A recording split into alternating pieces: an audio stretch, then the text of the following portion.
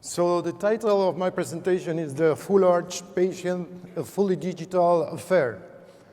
The first question of my presentation will be, is this really an affair, or it should be a love for a long time or maybe for a lifetime? I came from Chile. You already know it. It is a faraway country in South America where we have probably the most beautiful sightseeing in the world. That is called Patagonia, and we share Patagonia with our brothers, the Argentinians. So we invite you to visit us whenever you want, and maybe we can do 10th Dental XP in the future with fishing or whatever. My journey started as a dentist in Chile, and then I fly far away to Belgium to be taught by Professor Daniel van Steenberg in Catholic University of Leuven about guided surgery procedure in 2005. So I learned very quick and in a very difficult environment, which will be the future of dentistry, that is digital dentistry. In 2007, based on this confidence that we have in guided surgery, we plan a telemedicine patient, and we do the surgery without knowing the patient. Today, it's something that we may see as a standard procedure, if you want, because we trust in digital dentistry, we trust in technology. But in those days, it was a great irresponsibility. But it was part of the responsibility of the big company that want to spread all over the world the concept. And in that time, we had this patient, and we do the surgery in the upper jaw in a very successful way with a very, very quick procedure. What means this? It means that maybe you may think that because you are doing guided surgery or digital work, it's a more easy pathway. But sometimes we forgot to understand that all the steps that are involved in this procedure, we have to do it before the surgery. And that means that the time of work is changed. And then instead of doing it afterwards, we do it before. And the most important and valuable part of this complete protocol are exactly the same, only with the new invited. The same because we need the articulator and we need the models. What is the key factor here is that we use the surgical guide as an impression tray, and we could be able to transfer the position of the implants with the specific elements and create a master model before the surgery. What is the funny part of this is that these two elements are brothers or sisters, are exactly the same. The one difference is that one is to install the implants and the other has the teeth. But the surface that create the contact with the mucosa or the bone is exactly the same. So if we treat this as impression tray, we will have the model before the surgery, and we will have the chance to work on the articulator. That is the big goal of the guided surgery. With this goal, we can work in the articulator and finish our cases in a prosthetic-driven way. This case was performed in Brazil. We live in Chile, far away distance, 4 hours, and this was the result of the surgery. Nos relata a respeito delas. Assim, a grande diferença foi o tempo. A inferior foi com mais tempo, foi mais dolorida, demorou mais a recuperação. Isso também por causa da cirurgia, né? E demorou mais até para voltar a fazer a alimentação normal. Enquanto que a de ontem, com, assim poderia dizer, quem sabe 25% do tempo da anterior, e já não tenho mais, não sinto nem um pouquinho de dor, já me alimentei direitinho hoje de manhã, então eu acredito que 100% sempre esta. So in some way, as we are international lecturers, we have the chance to have pictures and also movies in Portuguese, like this one, to our friends from Brazil. So the patient says that this is 12 hours after surgery. There is no signs of hematomas or inflammation or things like that. And he says that it's pretty comfortable, that he have no problem, that he wake up and take the food with no problem. This was a time of novel biocare, and they promote this technique as something very easy to be performed by the people that clean the office. And that is not the goal. The goal should be that all the procedures should be performed by the professionals and not the people that is related to us, also the lab technicians. This is a case that we performed in 2007. We call Marta. We go further away in this procedure. Then that we realize that we can have the chance to install the implants, and also we realize that we have the information about the teeth, we start to do a very comprehensive surgical guide based on a radiographic guide with all the information, vertical dimension, contours, lateral corridor, etc., etc. Then, in the articulator, we will be able to perform, before the surgery, the greatest temporary prosthesis that we could have. And with this, we can go to our patients in the best way possible, as we will be able to see here. The result, the surgery, and then, again, exactly the same result that we have in the articulator. 77 years old is life. It's something that most of the people believe that in a few years more they will not exist. So what we start to find with this is that we give not only teeth to our patient, we give hope, and we give the aim to live more and more and more. We start to understand what is the real meaning of our mouth and the meaning of our stable restoration. And we start to understand that with some kind of prosthesis like acrylic wraparound, we are able to see and understand what is the behavior of our patients in terms of occlusion and in terms of parafunction.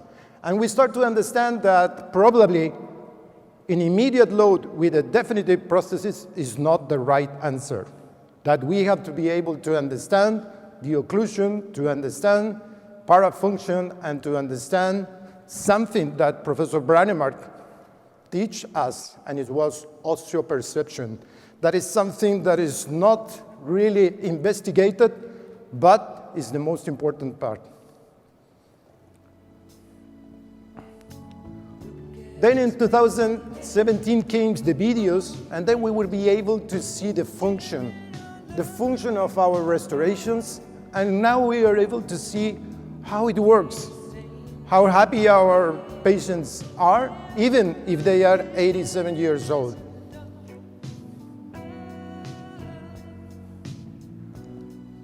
And now we can control everything just seeing how is the behavior of our restorations.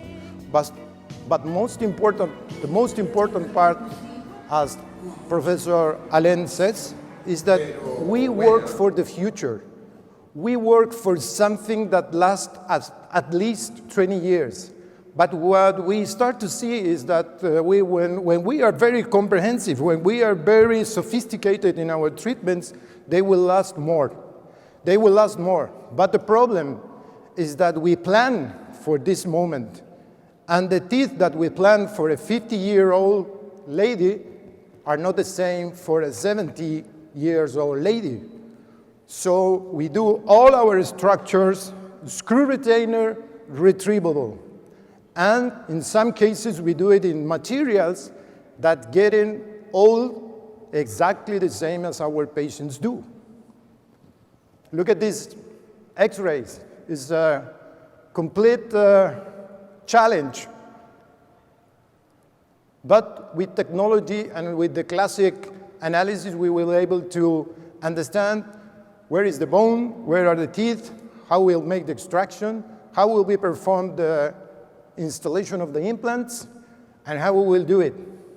We make the extractions, we treat the sites that will not receive implants, we install the implants in the right place with the help of this amazing tool that is the guided stent for guided surgery. And then we will be able to have the best gingiva profile, the best restoration profile, and of course the best x-rays that we could have. Because we plan everything based on the position of the teeth before starting implants. We can do also some more specific checkups, and then we can see that all the implants are in the bone zone that Scott Gahn describes as the triangle of bone. That is the only place where our implants could be in a safe way for the future. And now we can understand that we are treating persons, human beings, and the lady on your left is younger than the lady on your right. But it looks older just because of the tensions of the tissues and of the tensions that is produced by this discomfort that means to have this awful denture. So we change everything, but even though we are in a field of extractions, we preserve some molars. Why we preserve some molars? Not because of vertical dimension. We preserve molars because of proprioception, that is the right number? Yes. Because we all know that once we remove the periodontal ligament, we remove the connection with the brain. And without connection with the brain, we don't have modulation with the muscles. So we have to wait a long term to re-educate the system to osteoperception. That is a concept that we have to start to look more carefully. And as I told you, as the time passes, our patients are getting older, and maybe the restorations that we are done are not the ones that will fit in the future. So the DSD is something beautiful, but we have to take it in account that we are getting older and older and older. I feel very proud about this full arch restoration based on all the concepts that all the people teach us. And I feel very proud because it was the first full arch zirconia that was presented by Novo Biocare in the World Conference 2007. I was so happy. I take pictures with my patient. And as you can see in that picture, from 10 years ago, I look younger. My teeth are whiter and bigger. So I get old. I reduce the length of my teeth, and they are less wide. So the restoration that fits in this lady in 2007, it will not fit that lady today, just because of shape and color. Just because of shape and color. So we have to be aware about the future. Then, with time, in 2012, we received more challenging cases where we make all the analysis, we do the mountain and the articulator, we perform our cephalometric measurements, and we decide to make the extractions. When you are in the field of preservation, it's very difficult to treat a young lady and perform the extraction of most of the teeth. But as we were very sure about the procedures that we will perform, we feel safe about the solution, but we are not able to show to our patient what we will do, because when we have this kind of situations, we were not able to do a mock-up, because the mock-up will not make any correction to the people that have some kind of extrusions and some problems that will not be solutioned simple by a mock-up. So as we said before, we treat our patient in the same way. We plan it in a software. We plan it based on prosthesis and believe it in the articulator. Then we do the extraction. Then is the time to make the try-in, but that is very, very risky if you want, but it's very, very confidential and very trustly if you know how to manage in the prosthetic field, if you know how to manage with the articulator. Then you install the implants, and then you will be able to see a huge change in the human being life, because only with the change of the smile, you change a full person. And this lady, again, in the left of your screen, have nothing to do with the lady in the right of the screen. This one is younger. That one looks very awful, just because she don't feel comfortable with the teeth that she has in his soul. And again, the same concept, preserving proprioception, very important. Preserving proprioception. Even though if you are able to remove these teeth in the posterior zone, we preserve it because we want the communication with the brain. The final restoration is a different thing. It will take place at least 1.5 years to recover the neuroplasticity, to recover the communication with the brain and the communication with the mechanic sensors in the endoperiosteum. With the digital world, we are able maybe to think that with this particular apparatus, we will be able to restore everything, and that everything seems to be so easy, but it's not. It's very complicated, and the full arch is not being solved in the world of the digital dentistry. For a full arch, we need to go to the articulator, we need to try in our wax-ups, we need to be very sure. Why? Because we want that this restoration, even though if it's screw retaining, will last for a lifetime. And a lifetime, it could be 40 years. So for those of you that don't like the articulator, I invite you to learn how to manage the articulator. Not a fully adjustable, it could be a semi-adjustable, but find a way to work in a different place, not only in the occlusor. Also, you will need to learn how to take the classic impression for implant, creating an open tray with all the elements under a pattern resin, because we need to be very sure about our impressions when we will send it to the lab. With the new technologies, there are misfits in the acquisition of more than 100 microns, even though if we are using intraoral scanners. So once we finish our restoration, then we will be able to be satisfied not only with the extraoral result, also with the intraoral. And we prove that even though we do screw retain it, we could have the correct emergence profile of the soft tissues and the papilla, because the implants were planned based on the teeth position. And again, we will be able to have very happy people and a very comfortable situations in terms of x-rays and results. But it's computer-guided, a precise procedure, and there is a lot of papers about this. And there are some comparisons that is difficult to read.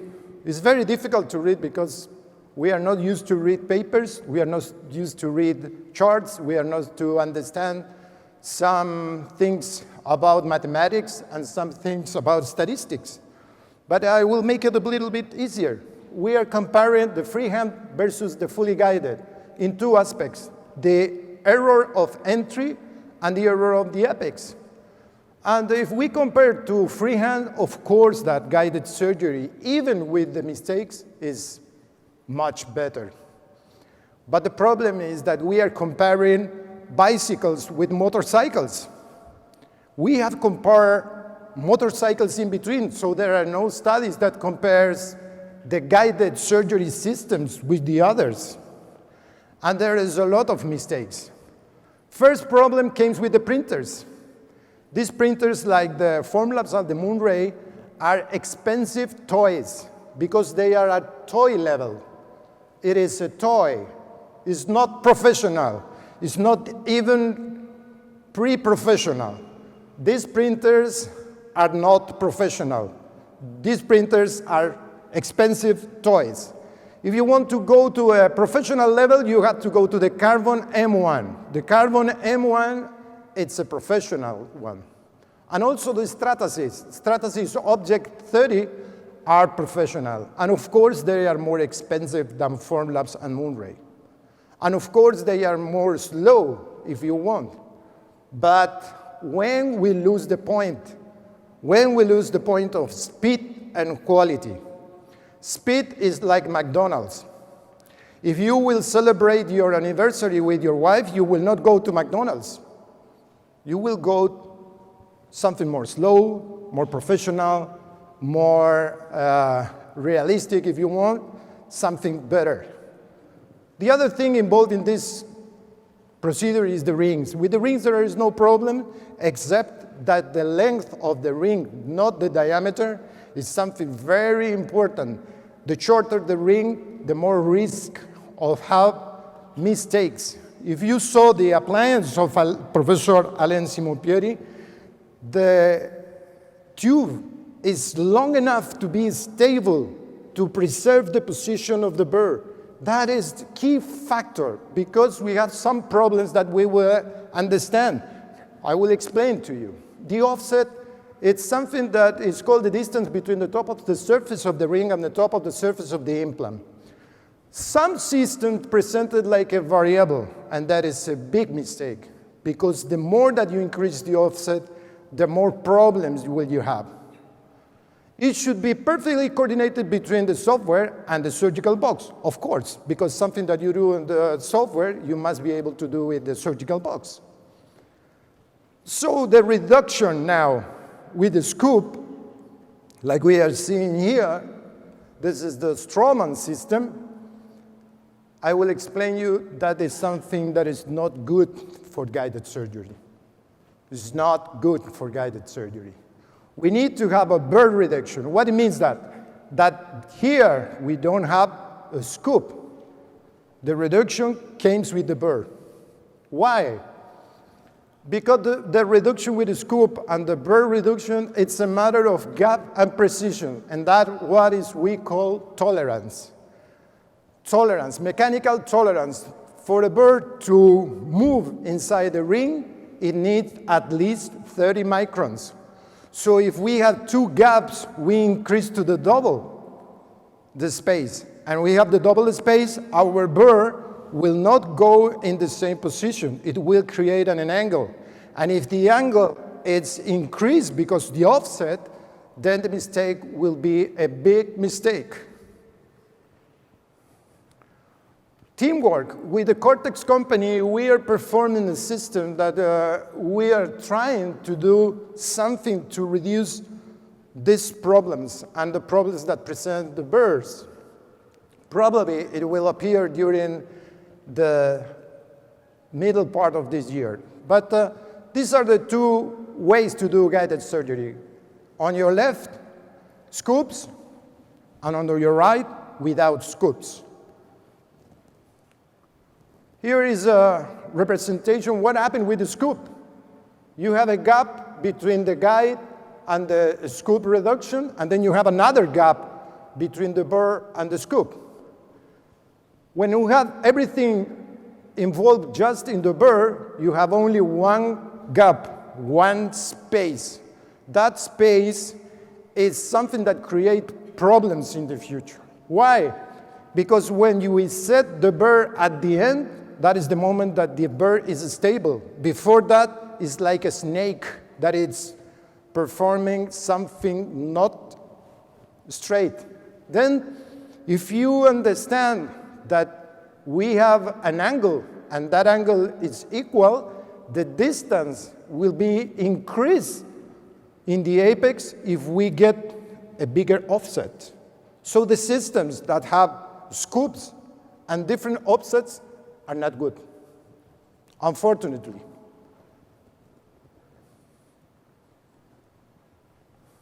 So what could do to perform a better guided surgery? Go to the systems that have the reduction in the burr, first thing, and reduce the gap. The problem with the gap is the tolerance. How we reduce it? Creating a mind thinking, which is the right burr. Making draws and go to the engineering team and ask for solutions. This is my concept.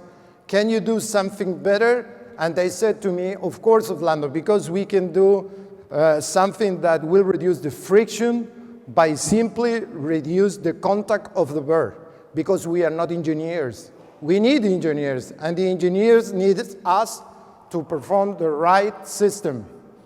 So it came the idea of this kind of burrs that will fit inside the rings, but they are not completely rounded.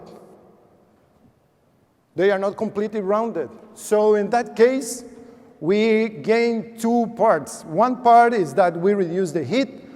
We will let the air goes in, and also the refrigeration liquids goes in, and it will reduce the friction when it starts to move.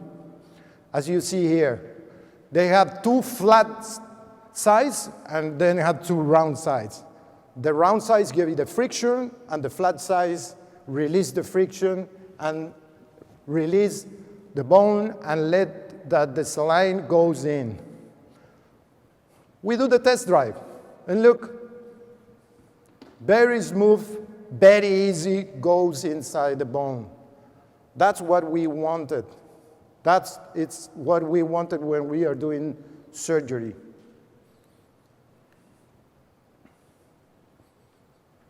So now we have problems not with the bone and not only with the biology, we have problems with the technology because we have a lot of things to understand.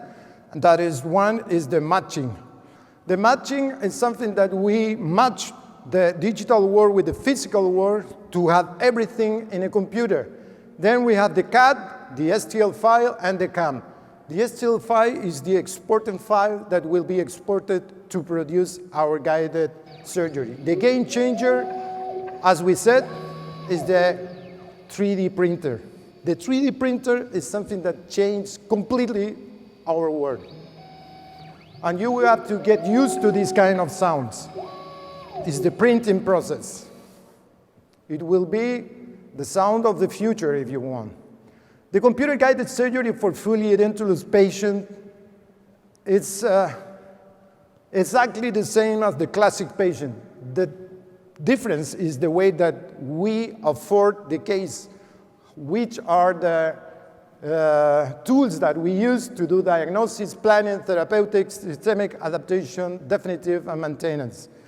The phases are completely exactly the same: oral, extraoral photography, clinical exams, study models, articulator analysis, etc., etc. But most of the important part is something that we learned in the third year of our school in dentistry. The classic prosthetic rings of wax to determine vertical dimension, function, lip support, and everything. With that, we will be able to understand the position of the teeth, and that will give us immediately where we'll be ending with this patient. And that is something that you may do digital, but it's better to do it in the analogical world. Sorry. Okay, so the double scan protocol is the scan process that makes us able to perform the surgery, to have the surgical stent, and to have the model in a previous situation. It's something that we wanted to have. You understand now that there are two ways to do the drilling process. One is with the reduction scalps, and the other is with the reduction inside the bird. And the other thing is how we make the model in the digital way. We learn to make the model in the analogical way, using this surgical guide as a try. But right now, we have another chance, and this is the digital way. For that, I will make a phone call to our friend in Chile.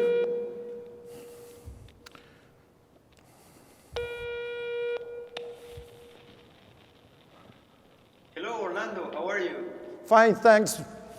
My great friend and partner, Alejandro Lanis, he is from Chile.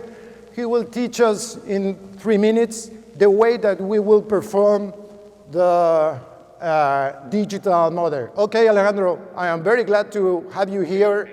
And Well, please. I would love to be there. Lamentably, I had some issues here in Chile, but anyway, I'm going to explain a little bit about something that we are developing here in Chile. I want to say hello to everyone there. I hope you are enjoying this amazing meeting with the Dental XP family. So I can imagine that you are having a very good time there in Miami.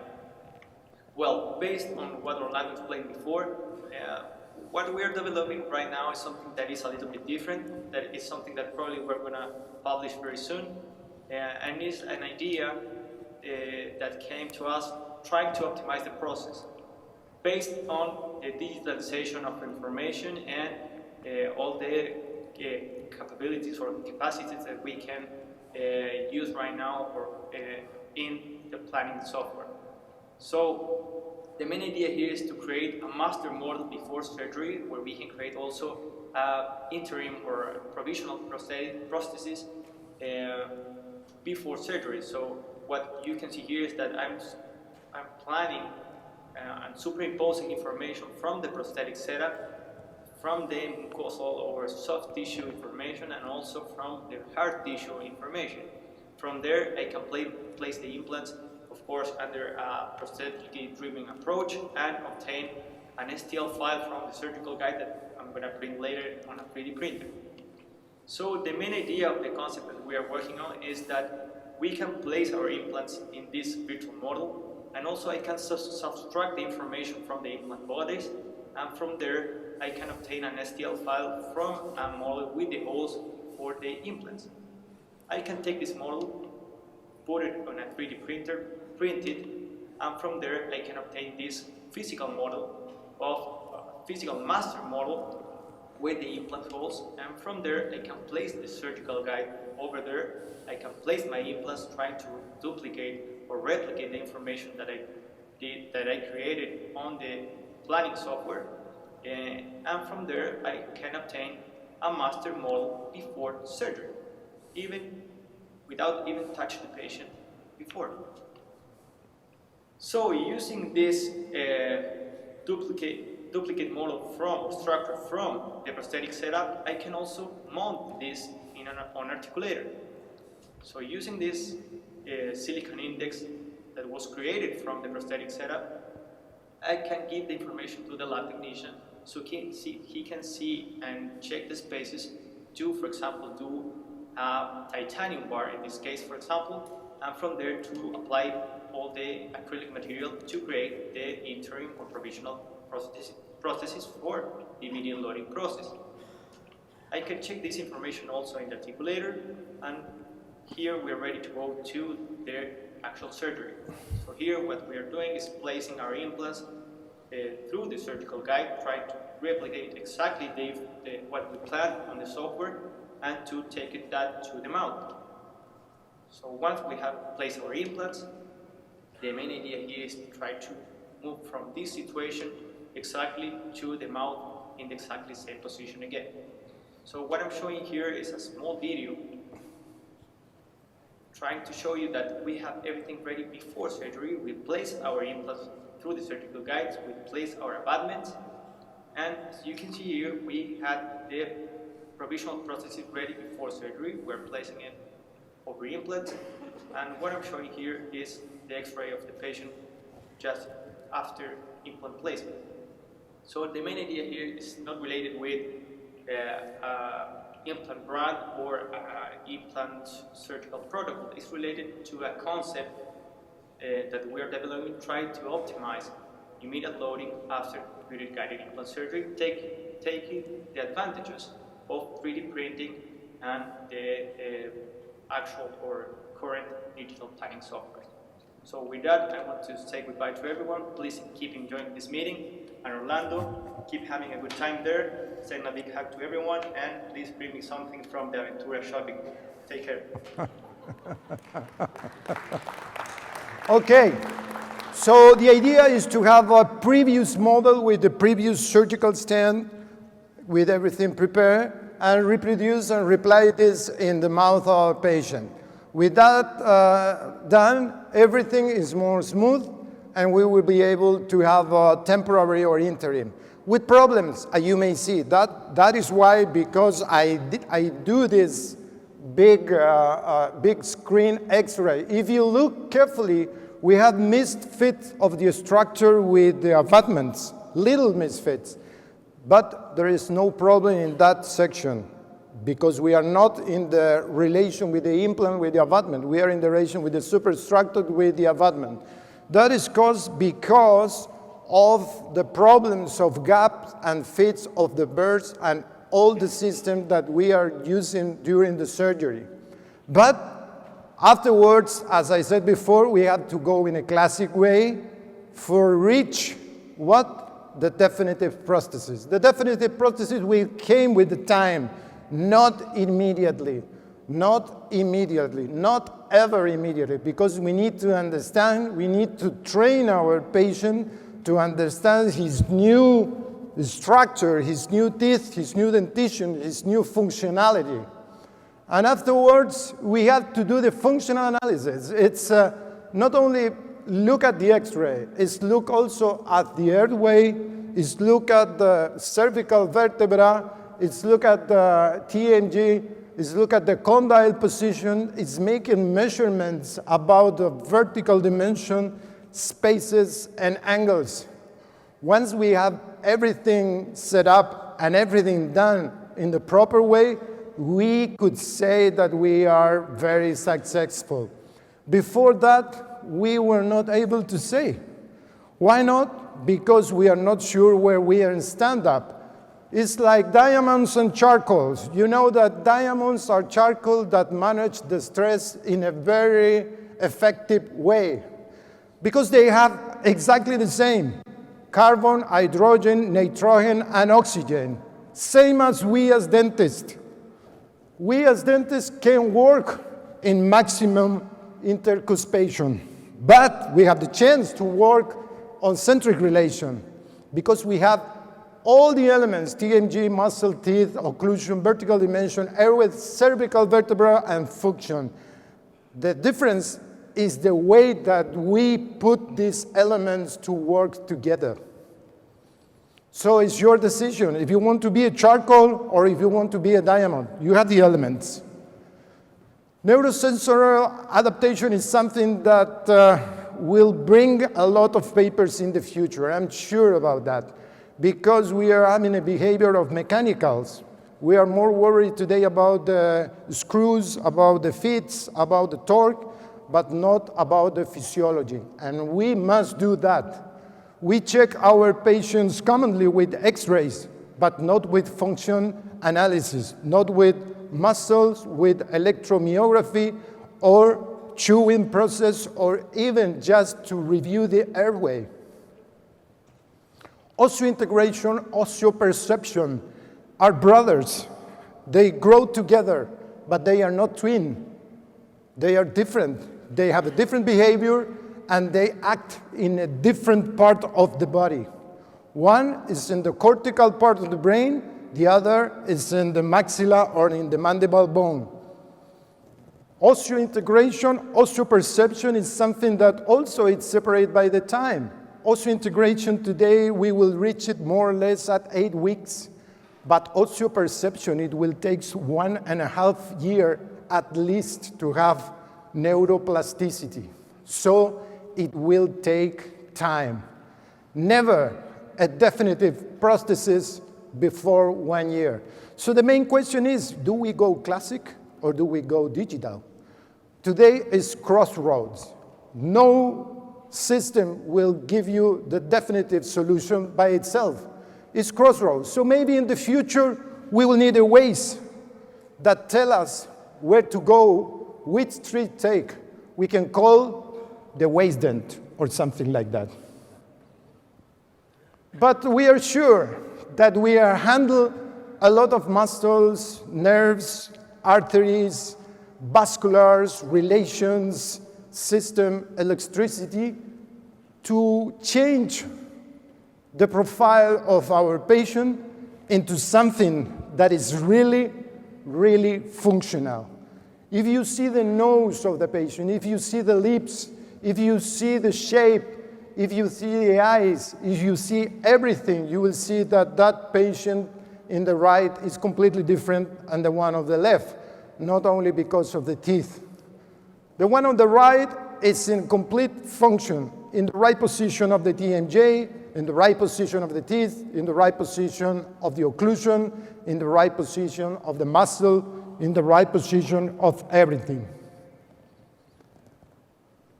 So, to finish, I had to be very thankful of our master teacher, mentor, Professor Brannemark, that I had the chance to be taught by him, and I have also the great honor to participate in the last live conference that he gave. It was in the Brannemark Symposium in 2009. And I have to tell you that he always says that osseoperception is the brother of osseointegration. He says, and controlled by communication with the brain of the patient. With these words,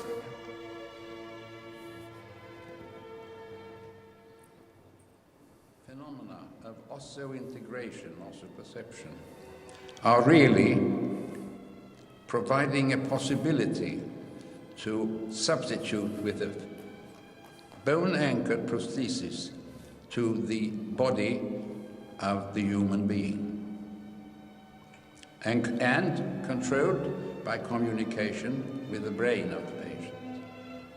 So with these words, I want to say thank you to all of you to be so kind to stay this Saturday afternoon being here, listening to the Chilean guys. Thank you very much.